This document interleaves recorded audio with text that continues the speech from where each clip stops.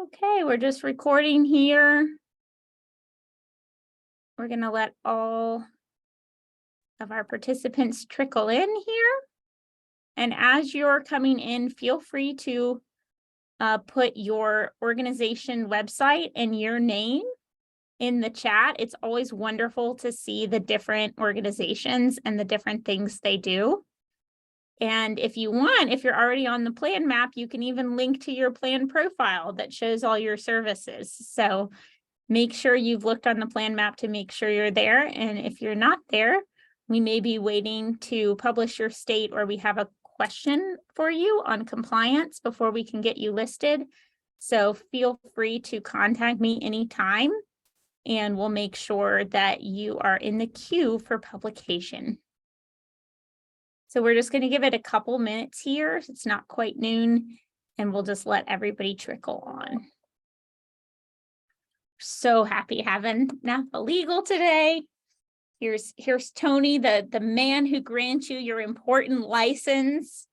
It's just wonderful to have him here, and Clara here to show off All Access in all its glory. So if you're familiar with our power lunches, this is kind of a bonus power lunch for the month on Holy Week. So we will run it within the same hour, and we'll do the same format where I'll give a little update on her plan, and then I'll turn it over to Clara. And then when you have questions, you can put them in the Q&A or the chat, and then I will moderate those. So welcome, welcome, come on in.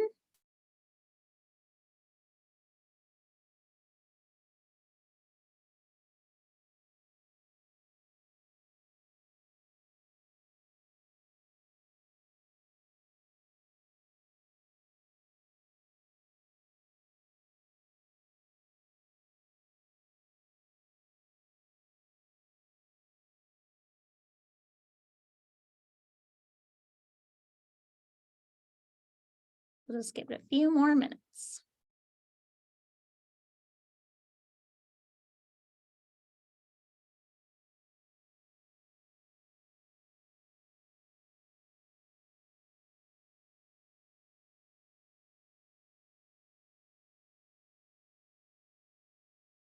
We had such a great response from everyone wanting to be on this call, over 90 registrants, and we're just excited to be able to record it and share the video as well.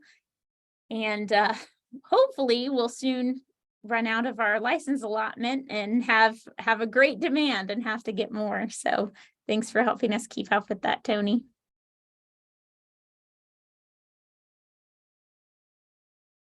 If you have a question, feel free to put it in the chat or the Q&A.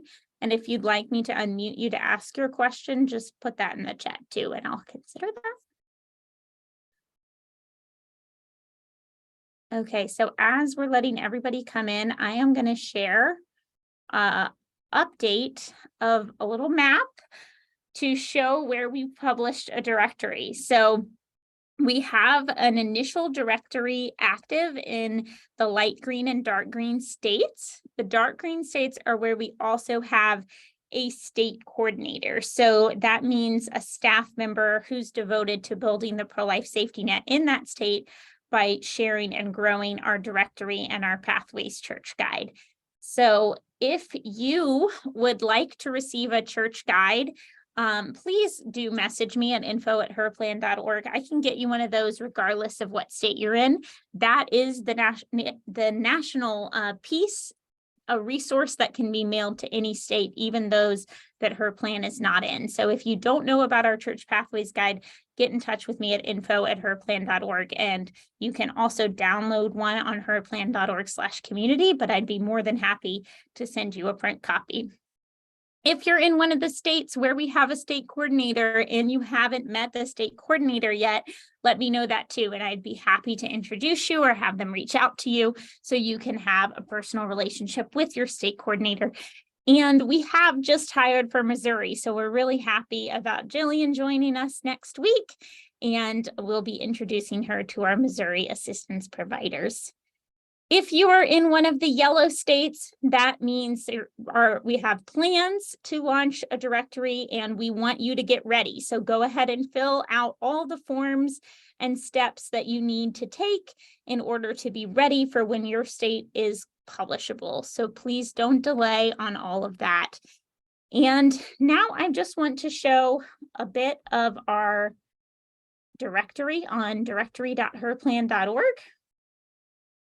If you are on here and you don't see a pin for your organization, it may just be because we're missing some kind of compliance question for you. And so again, please contact me at info@herplan.org and we will figure out why you're not listed yet, particularly if you're in one of the states where we've already published an initial directory.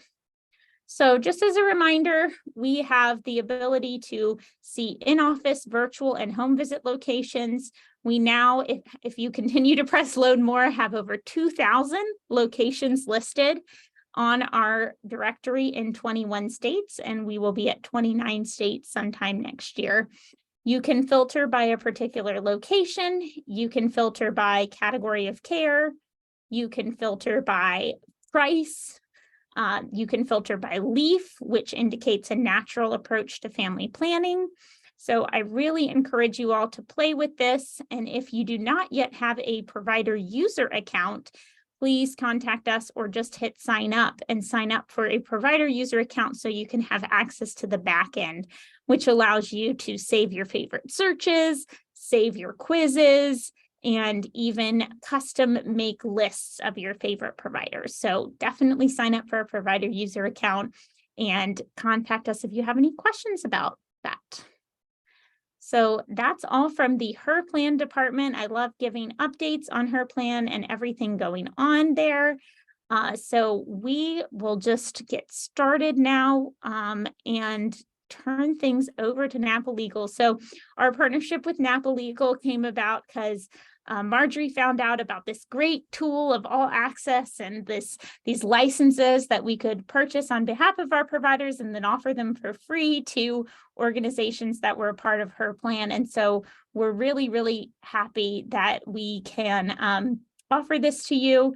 And in order to claim your license, there's a link just to email Tony right on your email that you got inviting you to this call.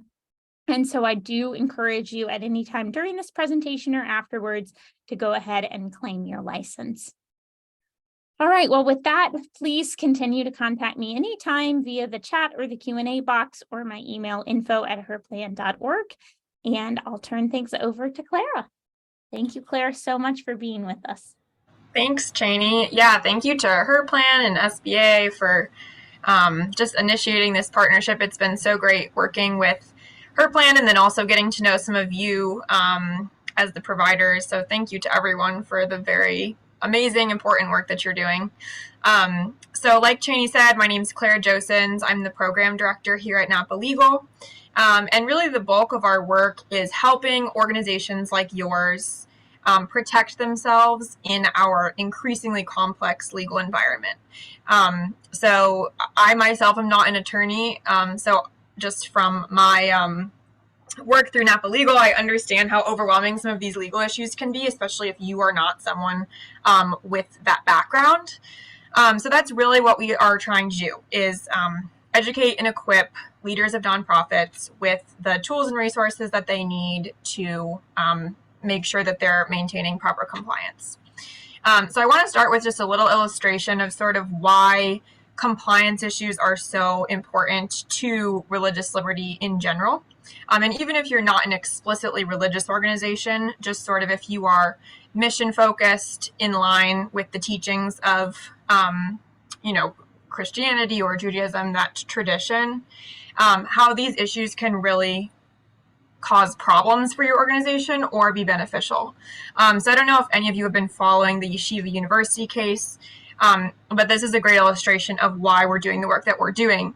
Yeshiva is a Orthodox Jewish university in New York, and recently they've come under fire because they did not have an LGBTQ student group on campus.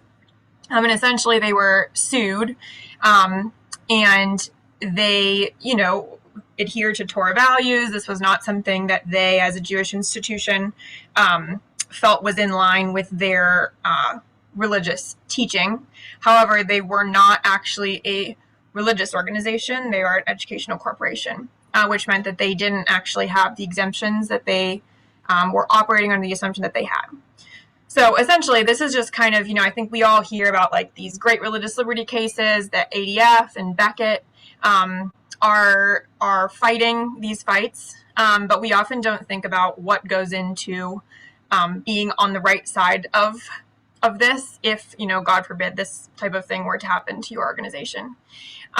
So with that, I'm going to go ahead and share my screen and just kind of walk you through the resources that Napa Legal has. Like Cheney mentioned, her plan has generously purchased licenses. So these licenses are free for you. And it really is just a great opportunity to assess kind of where you're at in terms of practicing compliance and potentially where your areas of vulnerability might be. So hopefully everybody can see my screen share here. But when you come to the Napa Legal All Access homepage, once you have redeemed your license by emailing Tony and gotten all logged in and everything, this is what you'll see on the main homepage. And we have this sort of little orientation guide here, which you can click through once you claim your license, but I'm basically going to tell you everything that's relevant in there. And then, like I mentioned, we really want this to be helpful to those of you who are not attorneys. So, you can search for something that you're looking for. You can also just look at these categories by issue area. So, if you are just getting up and running and all you want to know about is, okay, I just want to start with the basics. How do I get my nonprofit up and running? You can click that and see all the resources that are available to you. For the purposes of this demonstration, I'm going to go through by format, just since there are so many topics that will be applicable to each of you. And then at the end in the Q&A section, if you have specific questions about a resource, feel free to ask. But first of all is our blog. And just for your awareness, this is actually not behind the paywall, the blog. So if you're wanting to, get on here and just kind of take a look at some of the resources that we have before you claim your license, this is a good place to start. But these are roughly 500 words, just kind of a quick overview of a wide variety of topics. So I'll just kind of scroll through this slowly so you all can see some of the different pieces that we have here in the blog section.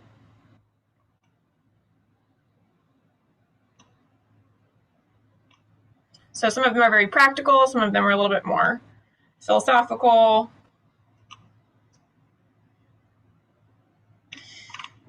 So that is the blog. And then I think that our self-assessments are really, really helpful for organizations who are kind of starting to get a handle on these items, these topics. So there are self-assessments included in a lot of our other resources, but this is sort of our main standalone self-assessment. So this walks your organization through the questions that you should be asking and then provides the corresponding resources which will help you take action depending on the answers that you provide to these questions. So for example, does our mission statement clearly reflect our religious identity? Does our organizing document express our religious identity? Do we include a definition of what we mean by this faith commitment in our bylaws?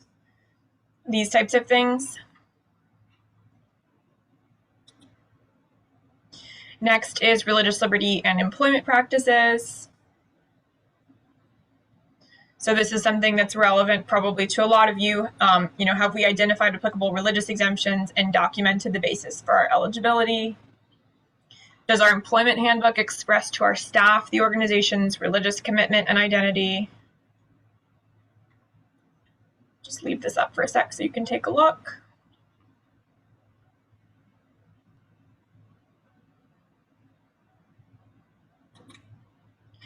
Corporate governance. So this is applicable to all organizations, even if all nonprofit organizations, even if you're not religious. Is your board meeting consistently? Are you providing proper notice of the board meetings to the board members? Do you have a compliance calendar? Actually, that reminds me, that's another benefit that you get by redeeming one of these licenses is we send out what are called all access alerts, which helps you just kind of stay on top of these compliance items as they're coming up. So each month we'll send out an email reminding you kind of if there are big items or deadlines that you need to be taking care of that month. And then thinking creatively about the mission is the last section of the self-assessment.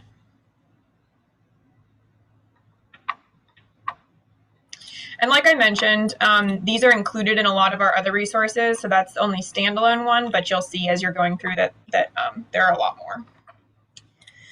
Next, I'll show you one of our template documents. So these are fairly self-explanatory. You can customize these documents to fit the specific needs of your organization, and they should be reviewed by an attorney, but by using these templates, you know that you're off to a great start. And it can save you a lot of time working with your attorney because the attorney isn't drafting them from scratch. You're bringing them something to review. So this is our social media, our example social media policy.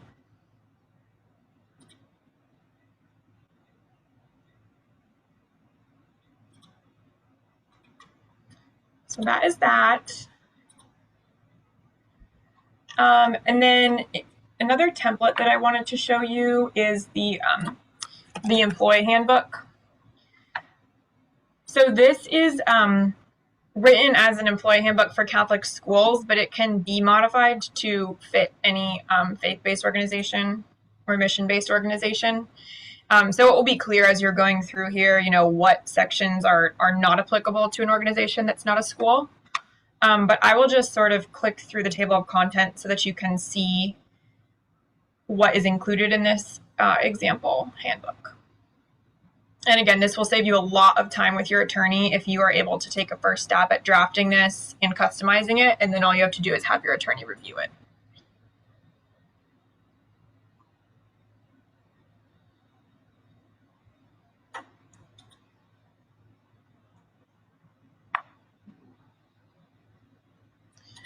That is the employee handbook.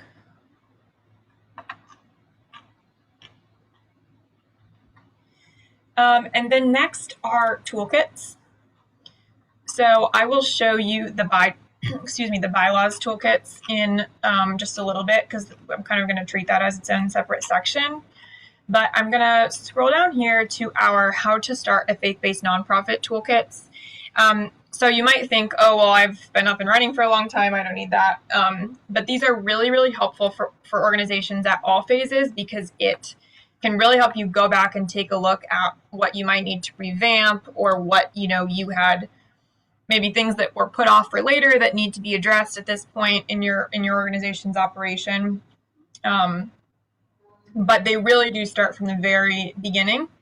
You know, is forming a nonprofit corporation the best way to accomplish your mission? All of you have answered yes to this question. But again, it's really, really helpful to go back and walk through these things and make sure that they have all been done and what needs to be revised has been revised. And then just to kind of flip through so you can get a sense of the way that it looks.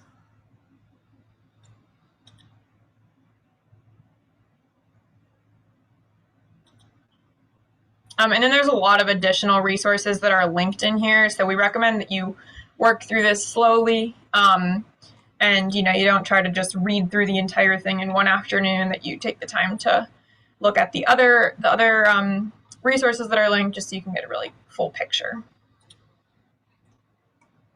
And then the second phase just builds on this one. So I won't pull that one up, but it's similar and kind of just keeps going where the first one leaves off. Next are our white papers, and these are also cover a wide variety of topics. They're a little bit longer than our blogs, and they really are all very actionable. So that's something that we try to do with all of our resources, is make sure that you're not just reading about something that is an issue, but are really learning, okay, so, you know, this is great, but what does this mean that I actually need to do in the daily operations of my organization? So, for example, what to do if your nonprofit relies on big tech. Understanding political activity, this is big. Fundraising success, all kinds of different topics for you to work through. A couple of other just resources I wanted to point out. The first is our big tech resource area. So we have multiple different types of resources here, but I want to show you our big tech scorecard. We just published this year, or I guess now last year, 2022. And what we've done here is we've gone through and basically ranked or rated the user agreements for the top 50 tech vendors that are most commonly used by organizations like yours.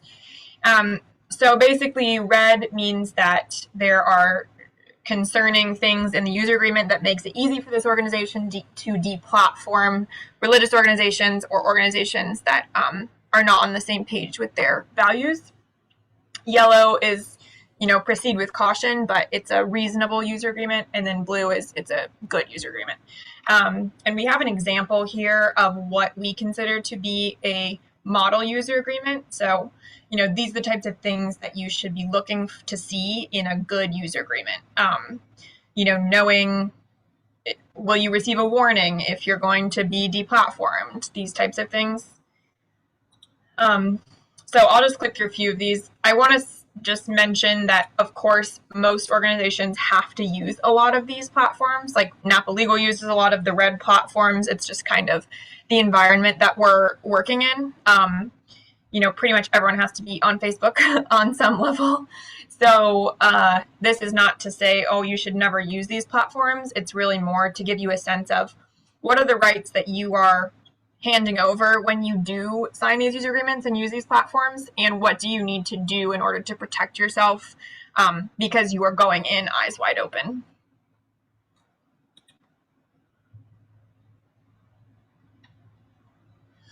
So that is our big tech scorecard.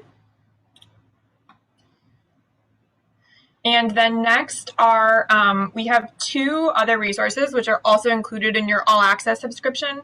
But that are housed separately on the website. So the first is our multi-state compliance matrix. And so this is really helpful if you are an organization who fundraises at all, but particularly if you fundraise in multiple states. This is really, really a good resource for you to look at. So you can see we have it broken down by all 50 states here. And I will just pull up an example so I can walk you through the information that's included in each of these profiles.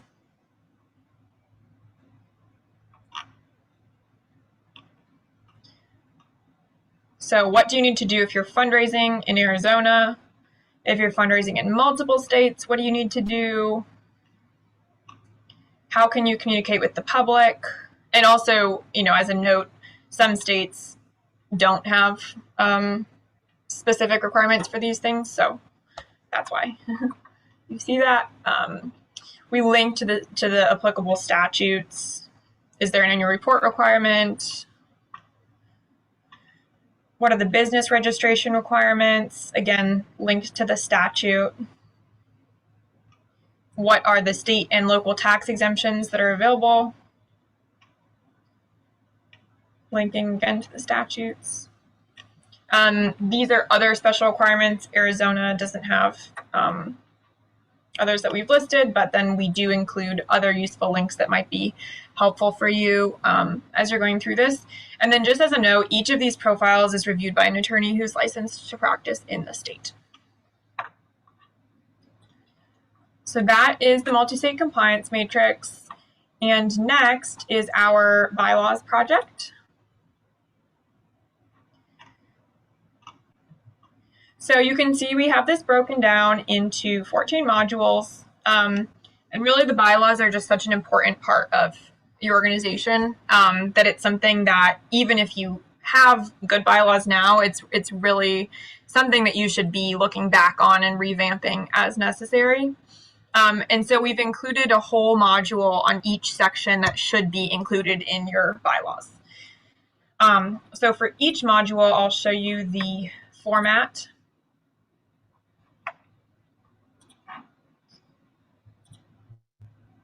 So this is on directors. So there's sort of a quick overview of, what is this? What is this section? Why should I include it?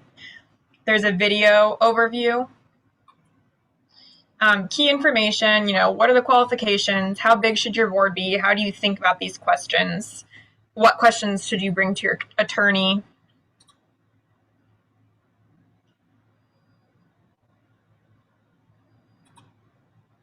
There's a case study for each section, so it kind of helps illustrate why this is important and the types of issues that this section can help mitigate. A self-assessment, so asking yourself if your bylaws already cover this section appropriately, what types of things do you need to review, and then sample language. So again, this is something that you can customize to fit your organization and then have it reviewed by your attorney.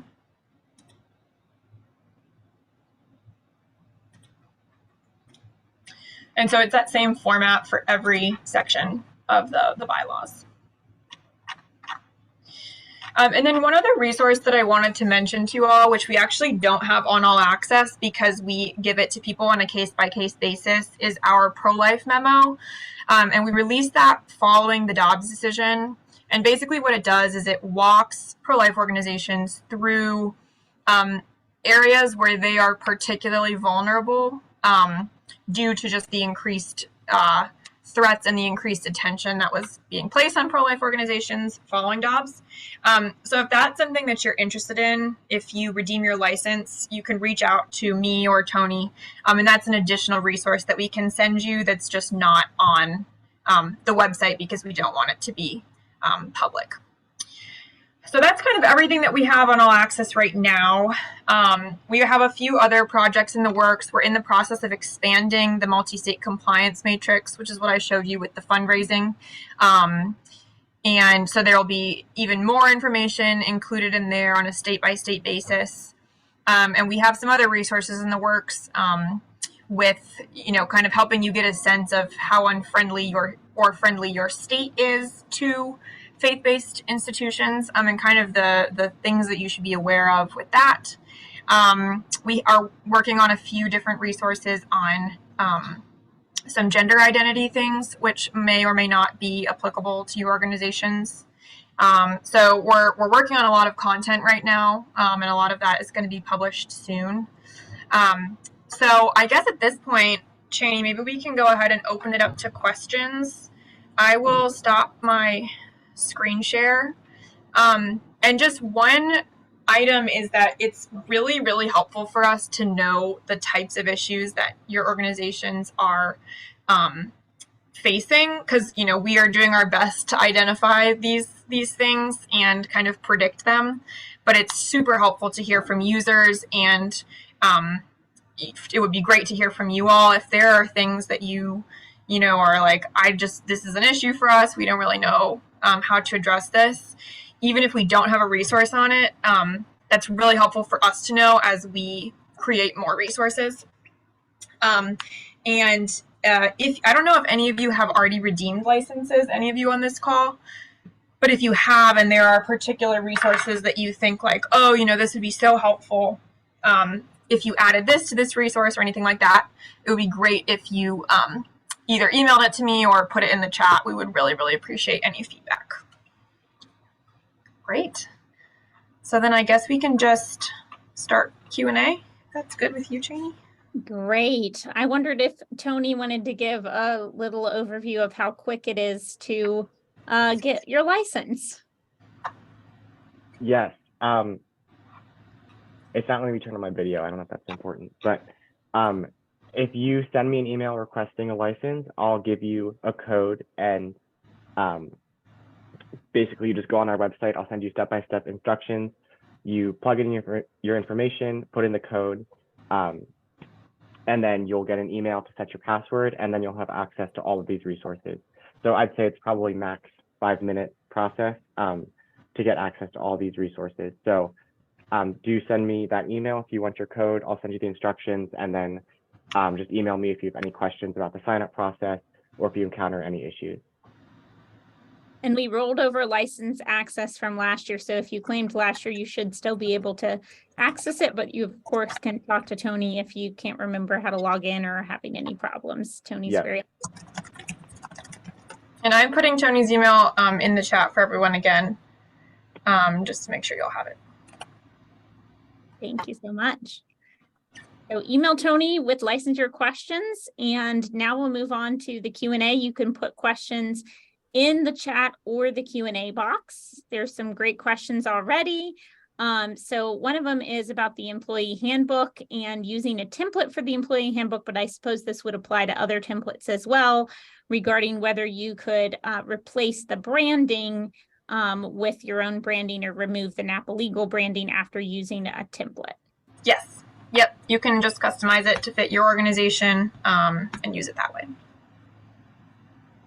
Okay, well, that's simple. That's great. Okay, so there's a great question here.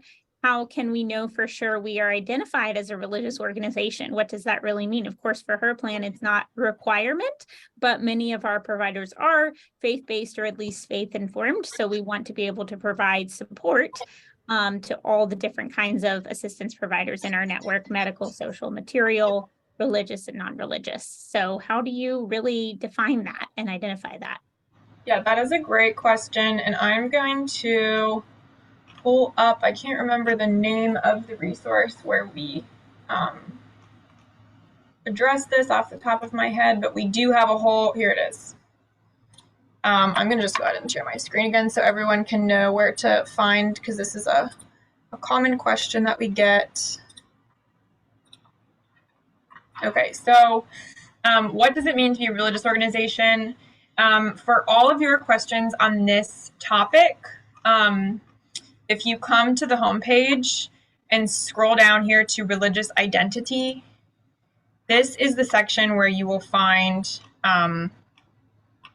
all of the information on that you are looking for. So that piece that I just had pulled up was down here somewhere. Yeah, what does it mean to be a religious organization?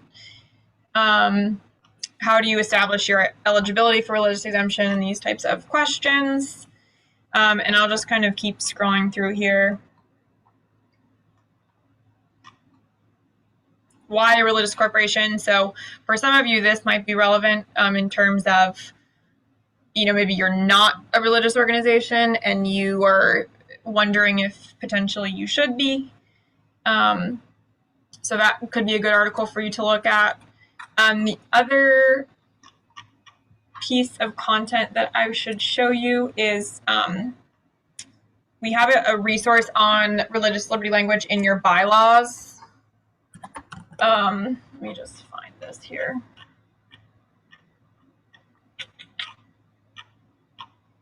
Here it is. Very straightforward title. So this walks you through, how are you identifying yourself as a religious organization in your bylaws?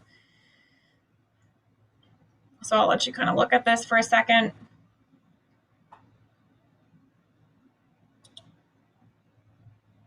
Clara, do you have any experience working with some organizations that want to be a religious organization in their bylaws, but don't necessarily want to advertise that publicly? And if so, how would that work?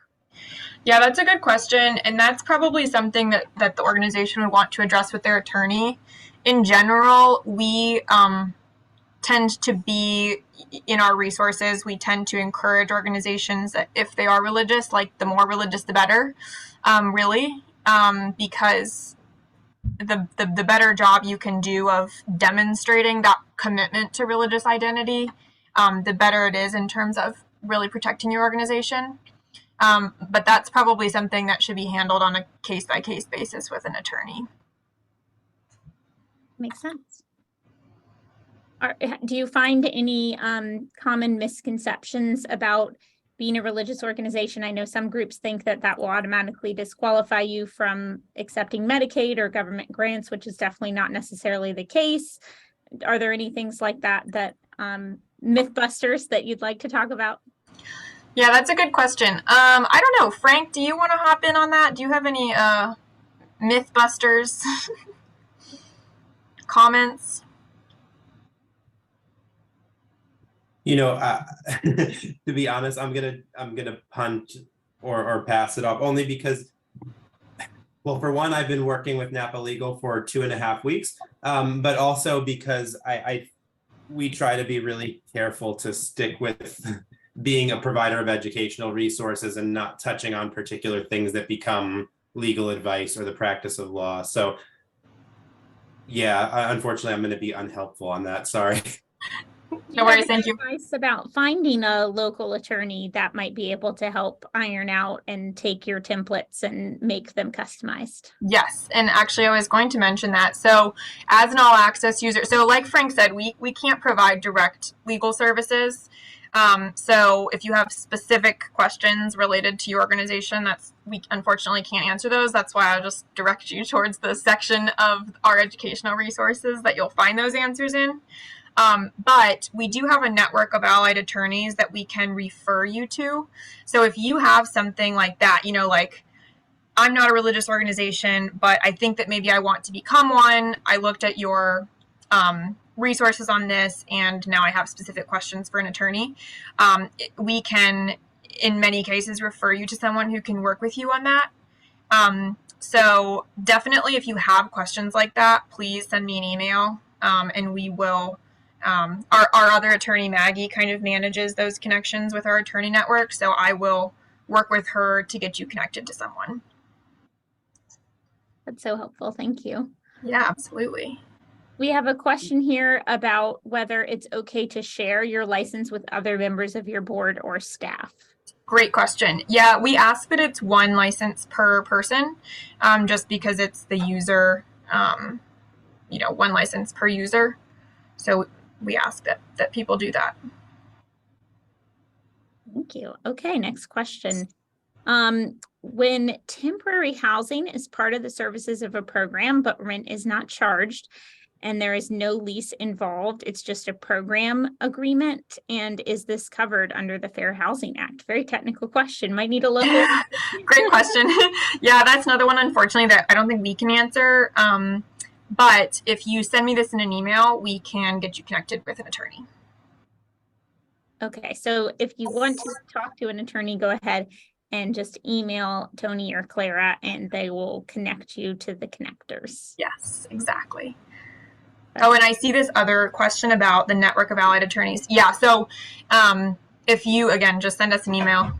We don't usually send a list, just because our attorney Maggie does a really great job of connecting specific questions with attorneys who are specifically well versed in that area. So she really does a good job of customizing it.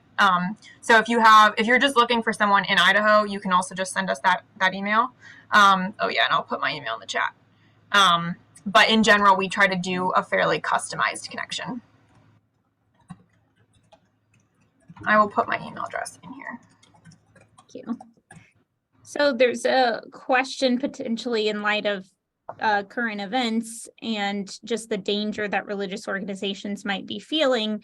Is there any guidance on security or having a guard, or are the resources more geared towards protecting from a legal perspective and not necessarily a practical perspective? What would you advise in that case? Yeah, that's a really great question, and definitely something that clearly has been an issue for pro-life organizations in particular of late. So we don't have any resources on that, but again, this is something that we would be more than happy to put you in touch with someone to discuss on a case-by-case basis. And again, this is not about the security question specifically, but in terms of threats that may be facing pro-life organizations as opposed to other organizations, we do have that pro-life memo that is available to you if you just send me an email and ask for it. Very briefly, that this part of the reason, obviously, that we don't give legal advice is because we're not a law firm, but also some of these questions are so particularly state specific, and that question of armed safety teams or security guards, it varies very widely by state. So in some places it might be really easy to have volunteers, whereas others you might almost need to be certified as a police officer, just by way of example. So this is not something that you could really just read an article or a single resource on and get an answer. It's very state specific. So again, all the more reason to talk to an attorney who knows the law in your own state. Yeah, thank you. That's really helpful. And then just to augment that a little bit, it's tangentially related to the security question, but we do have a blog post on insurance options for nonprofits. So I will put that in the chat because that will be helpful for you as you kind of think through these issues. And then also as part of the All Access license, you get access to the All Access Weekly, which is a newsletter that includes legal and policy updates. And we often highlight what's going on with pregnancy centers, tracking the instances of violence, and then also making sure that you're aware of grant programs that are available in certain states. A lot of states right now are increasing funding for pregnancy centers. So we like to highlight that as well. And so that's sent out every Monday and will go to your inbox if you claim your license. That's very helpful. Thank you. Do you want to talk to us a little bit about the history of Napa Legal and how you guys got started and why you are so passionate about this? Yeah, absolutely. I should have done it at the beginning, but I didn't. So Napa Legal was founded in 2019. So we are still a pretty young organization ourselves. And really we were formed because, like I alluded to, there are great religious liberty organizations like ADF and Beckett who are doing litigation, but there wasn't an organization that was specifically focused on helping organizations with legal compliance.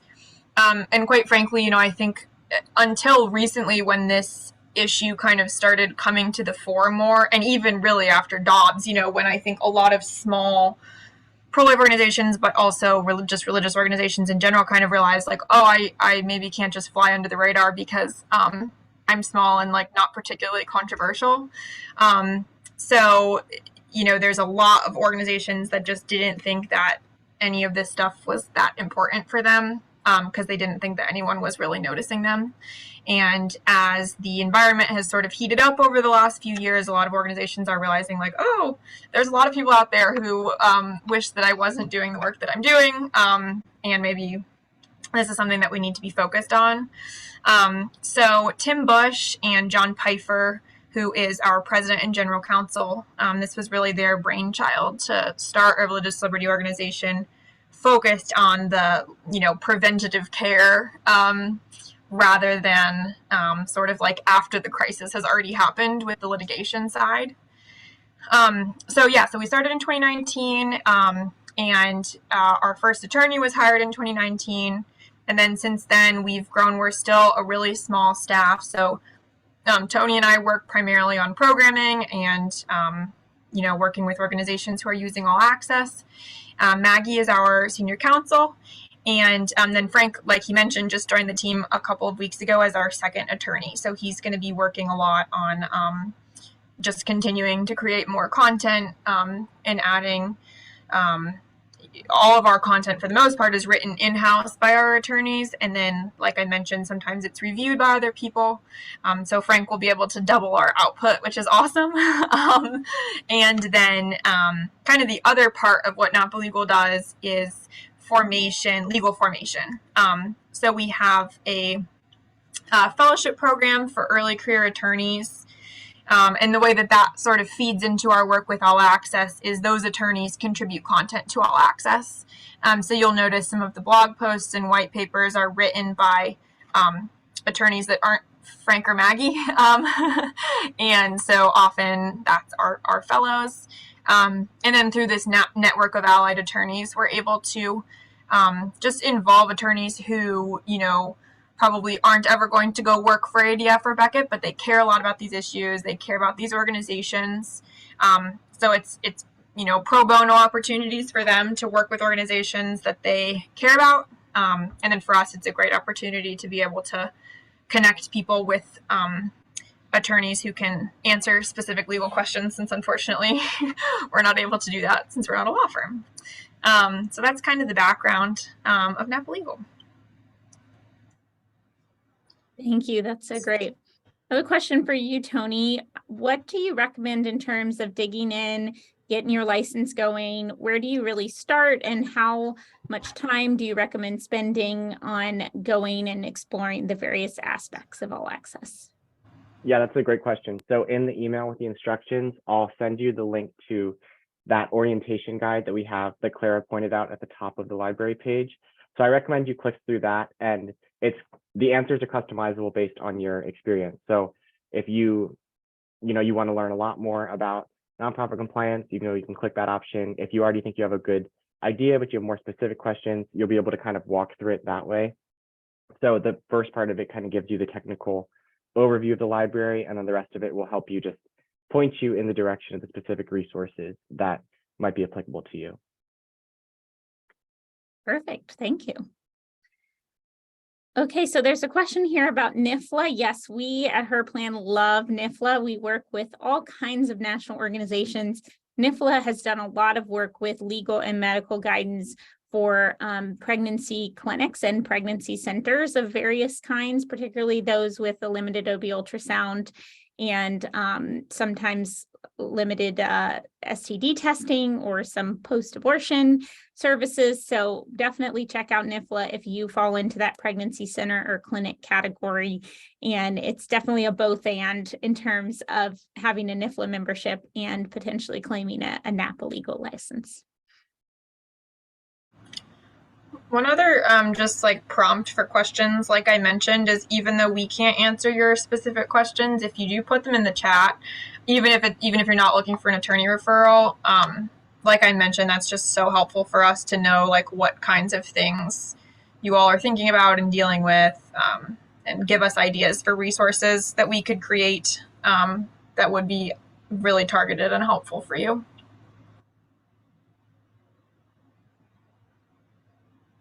Okay, well, this is great. I'm glad we're ending early. If you have more questions, feel free to stay on just for a little bit and talk more to Clara and Tony and Frank and myself.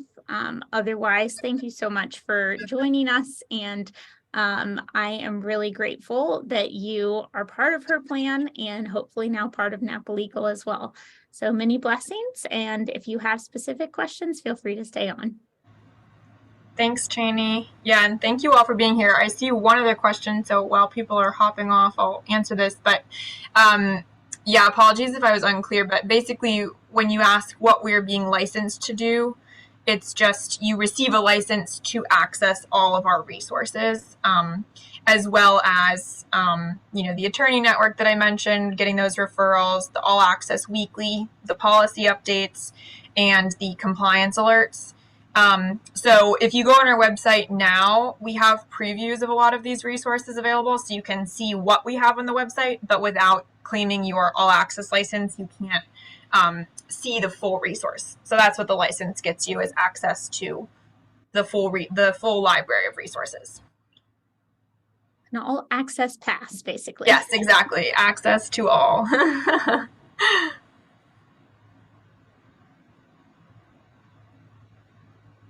Okay, feel free to put more specific questions in the chat.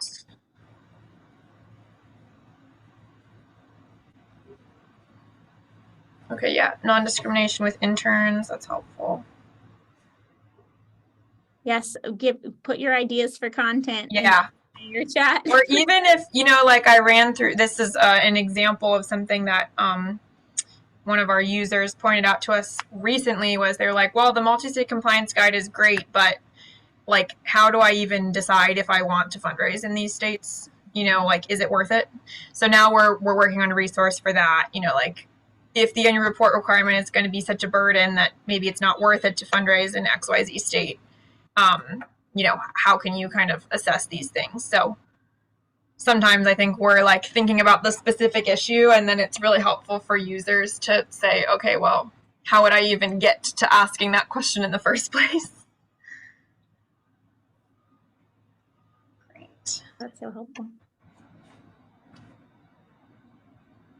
Well, also, if you have more ideas for provider benefits for Her Plan that you'd like to see similar to Napa Legal, feel free to send them to me anytime.